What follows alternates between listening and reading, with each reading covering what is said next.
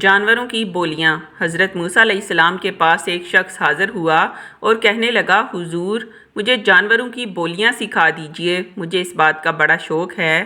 آپ نے فرمایا، تمہارا یہ شوق اچھا نہیں، تم اس بات کو رہنے ہی دو۔ اس نے کہا، حضور آپ کا اس میں کیا نقصان ہے؟ میرا ایک شوق ہے، آپ اسے پورا کر ہی دیجئے۔ حضرت موسیٰ نے اللہ سے عرض کی کہ مولا، یہ بندہ مجھ سے اس بات کا اصرار کر رہا ہے، ارشاد فرما کہ میں کیا کروں۔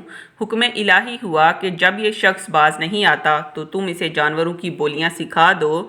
چنانچہ حضرت موسیٰ نے اسے جانوروں کی بولیاں سکھا دیں۔ اس شخص نے ایک مرغ اور ایک کتا پال رکھا تھا۔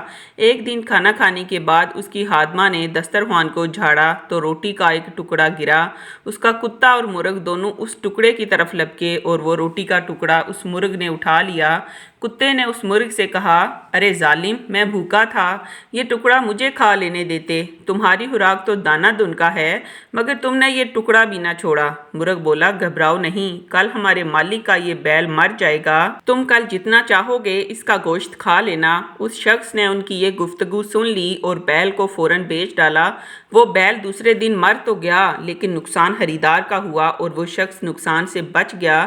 دوسرے دن کتے نے مرغ سے کہا، بڑے جھوٹے ہو تم، خواہ مخواہ مجھے آج کی امید میں رکھا، بتاؤ کہاں ہے وہ بیل جس کا گوشت میں کھا سکوں؟ مرغ نے کہا، میں جھوٹا نہیں ہوں، ہمارے مالک نے نقصان سے بچنے کے لیے بیل بیچ ڈالا ہے اور اپنی بلا دوسرے کے سر ڈال دی ہے، مگر لو سنو کہ کل ہمارے مالک کا گھوڑا مرے گا، کل گھوڑے کا گوشت جی بھر کے کھانا۔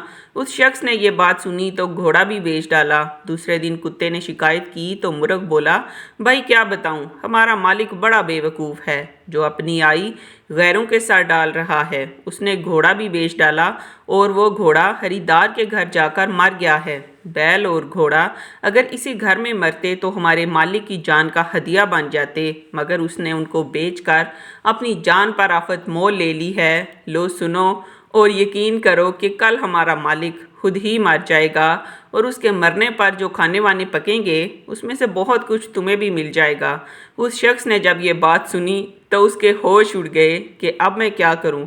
کچھ سمجھ میں نہ آیا اور دوڑتا ہوا حضرت موسیٰ کے پاس آیا اور بولا، حضور میری غلطی معاف فرمائیے اور موت سے مجھے بچا لیجئے۔ موسیٰ علیہ السلام نے فرمایا، نادان، اب یہ بات مشکل ہے، آئی قضا ٹال نہ سکے گی۔ تمہیں اب جو بات سامنے نظر آئی ہے مجھے اسی دن نظر آ رہی تھی جب تم جانوروں کی بولیاں سیکھنے پہ اصرار کر رہے تھے۔